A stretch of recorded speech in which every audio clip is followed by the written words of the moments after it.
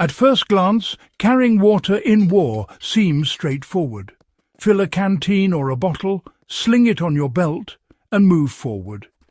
But any soldier who marched mile after mile with a full load quickly learned that water was one of the heaviest and most inconvenient necessities.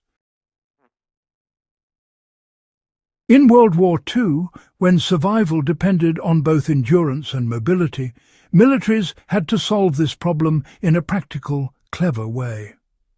They developed a refill method that not only cut down on the constant need to haul full containers, but also taught lessons in water management and purification that remain valuable for survivalists today. If you've ever dreaded lugging heavy water bottles on a hike or worried about long-term emergency water supply, what those soldiers discovered can still serve you well. Soldiers solved the problem of carrying water through constant refilling.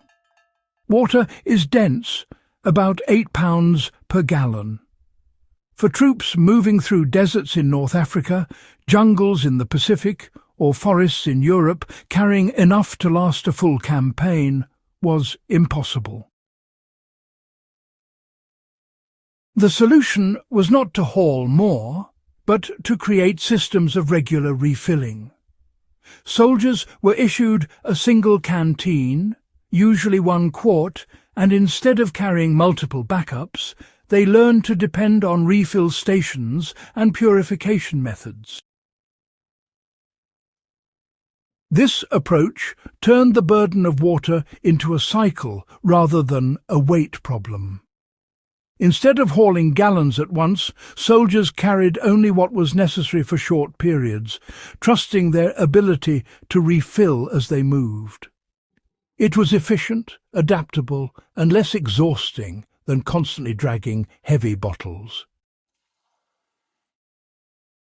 Survivalists today can apply the same concept, focus less on how much you can carry at once and more on how confidently you can replenish it along the way.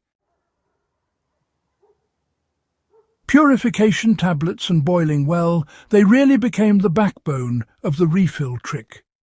The refill system would have been pretty much useless without reliable ways to make unknown water safe.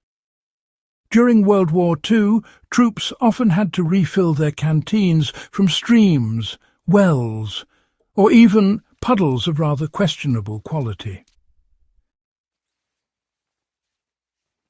To handle this challenge, militaries issued purification tablets, usually chlorine-based compounds that killed bacteria and parasites.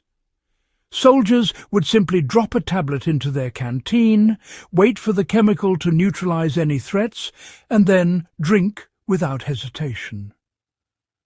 When those tablets ran out, boiling water over a small field stove or fire became the fallback method.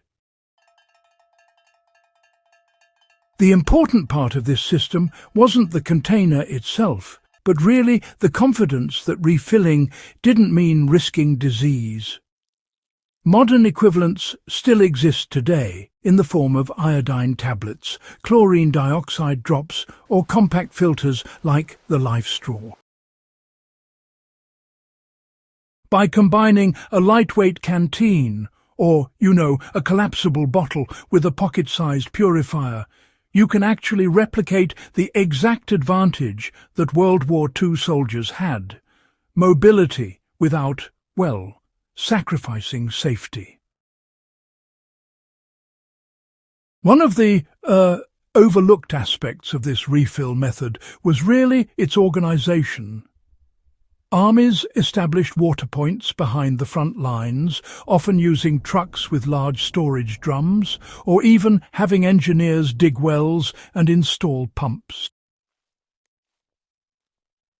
Soldiers marched with 1 full canteen, drank as needed, and refilled whenever they hit the next station. This chain approach meant that no individual needed to stockpile more than a day's worth of water, which, freed them to carry ammunition rations or medical supplies instead. For civilians, the same idea applies to survival planning. Instead of trying to hoard and carry every gallon you might need, establish refill points in your environment. If you live near creeks, ponds, or rainwater collection barrels, those can become your stations. What matters is not stockpiling until your back breaks, but creating a reliable map of where and how you can refill. Hikers who carry multiple heavy bottles often exhaust themselves unnecessarily. Instead, a single lightweight bottle combined with a filter or tablets provides more freedom. This World War II principle translates directly into less fatigue and better endurance outdoors. Now, consider a practical example.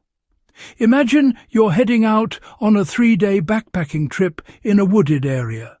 Rather than packing 9 litres of water, which, by the way, is about 20 pounds, you simply bring along one durable canteen and a small filter. Every few miles, you just stop at a stream, refill your canteen, treat the water, and then continue on your way. This approach, well, it cuts your carried weight by over 15 pounds, and you do that without risking dehydration. The same method actually works for emergency preparedness. By keeping a small filter and a supply of tablets in your bug-out bag, you can make sure that even if you only have one container, you can survive as long as you have access to natural water sources. Step 1 is choosing the right container. A metal canteen is still a good choice, just as it was for soldiers, since you can also boil water in it if needed. Modern stainless steel bottles, well, they offer the same advantage. Step 2 is pairing it with purification. Always carry a supply of chemical tablets or maybe a compact filter that fits right in your pocket. This way you can guarantee your refill isn't just dependent on luck or finding clean streams. Step 3 is learning your refill stations. If you're out hiking, it's a good idea to mark streams and springs on your map beforehand. And if you're preparing for emergencies, identify rainwater collection points, nearby rivers, or even ways to harvest dew. By combining these 3 steps, you're recreating the very same survival system that World War II soldiers relied on, one that prioritized agility and endurance over brute strength. The soldiers of World War II weren't carrying giant jugs of water on their backs.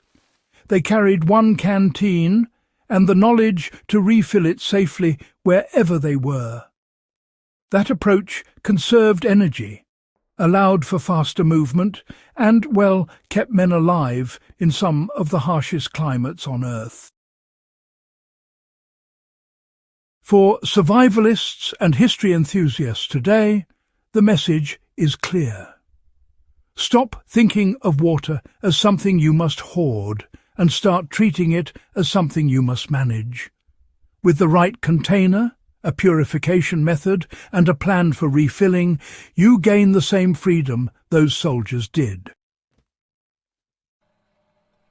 World War II left behind countless lessons in resilience and ingenuity, and the refill trick is one that deserves to be remembered and practiced. If you want more deep dives into forgotten wartime survival methods and the practical ways you can apply them today, make sure to subscribe to In the Beginning and share this video with fellow history and survival enthusiasts.